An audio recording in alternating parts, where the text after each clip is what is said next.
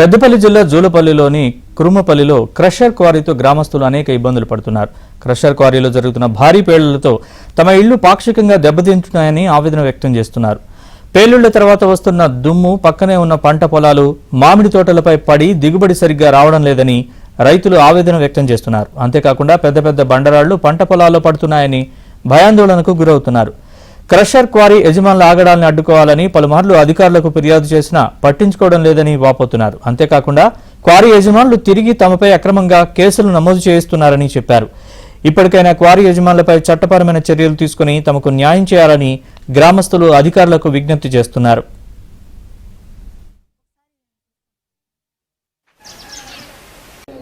అది బాంబులు పెట్టినప్పుడు అంతగా అదులుతుంది. నా బోర్లు కూడా బలబలాన్ని కింద పడుతున్నాయి.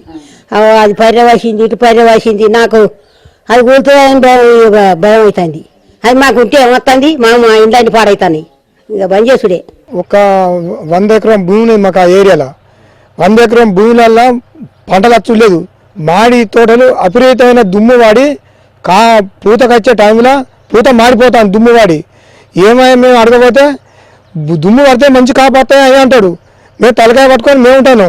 మా ఆవ మునిగిపోతాను. అక్కడక్కడ సార్లకు కలెక్టర్ వరకు వాళ్ళకి వీళ్ళకు దరఖాస్తు పెట్టేసి కూడా మమ్మల్ని చర్యగా తీసుకుంటలేరు. నట్టపైన కట్టిస్తామని అంటారు. ఏ నట్టం లేదు, మన లేదు. ఆ కేసరి మూసేయాలి.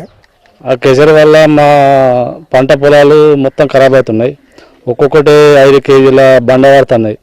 అట్లా చూద్దా మేము కంప్లైంట్ ఇస్తే ఆయన ఏమంటాడు, ఆఫీసర్లు వస్తారు, అందరు వస్తారు, ఇది పద్ధతి కదా అని చెప్పినా కానీ ఆయన వింటలేడు. మేము చెప్పిన కొద్దీ ఆయన మా ఆయన ఉల్టా కేసు పెడతాడు. ఎంత చెప్పినా గదే ఇబ్బంది అవుతుంది మాకు. మమ్మల్ని బ్లాక్మెయిల్ చేస్తాడు, మా ఆయన కేసులు పెడతాడు ఆయన.